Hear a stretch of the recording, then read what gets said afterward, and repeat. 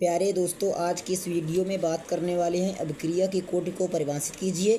शून्य कोटि की अभिक्रिया के एक उदाहरण तथा वेग स्थिरांक का व्यंजक लिखिए। या फिर एक और क्वेश्चन इसी में पूछ सकता है कि शून्य कोटि की अभिक्रिया से क्या समझते हैं, उदाहरण द्वारा समझाइए।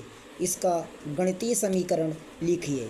यानी कि एग्जाम्स में ये दोनों क्वेश्चंस अलग अलग तरीके से पूछ लिए जाएं तो आपको केवल दोनों का एक ही जवाब लिखना है। वो जवाब क्या है, बस जल्दी से वीडियो लास्ट तक देखते रहो। तो इसमें लिखेंगे कि किसी रासायनिक अभिक्रिया में भाग लेने वाले उन अणुओं की संख्या जिनका सांद्रण रासायनिक अभिक्रिया की प्रगति में परिवर्तित होता है, अभिक्रिया की कोटि कहलाती है। जरा एक बार इसे ध्यान से फिर समझेंगे।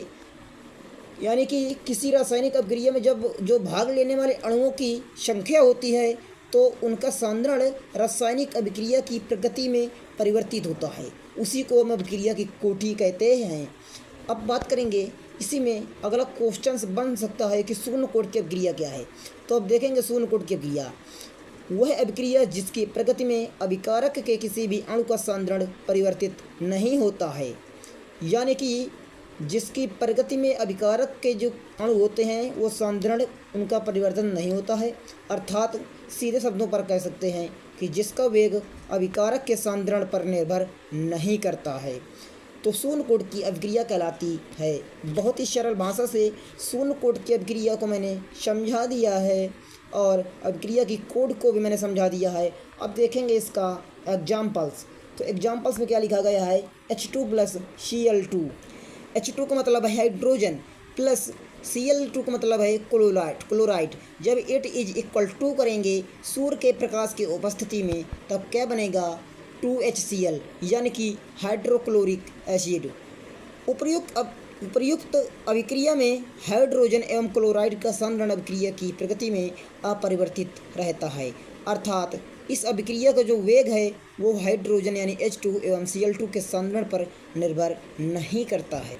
अर्थात कह सकते हैं कि dx/dt अल्फ़ा H2 की पावर 0 डिग्री Cl2 की पावर 0 डिग्री, अतः इस कारण इस अभिक्रिया की कोटि शून्य है। तो ये था हमारा अभिक्रिया की कोटि का व्यंजक यानी कि उदाहरण। अब बात करेंगे शून्य कोटि की अभिक्रिया के वेग स्थिरांक का व्यंजक। माना कोई शून्य कोटि की अभिक्रिया निम्नलिखित है, यानी कि A एरो B + C।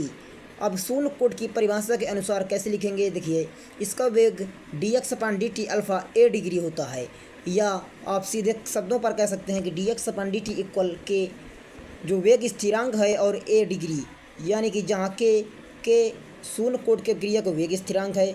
और समीकरण फर्स्ट को निम्नलिखित प्रकार से लिखने पर क्या आएगा, dx = k × dt समाकलन dx = k × समाकलन dt।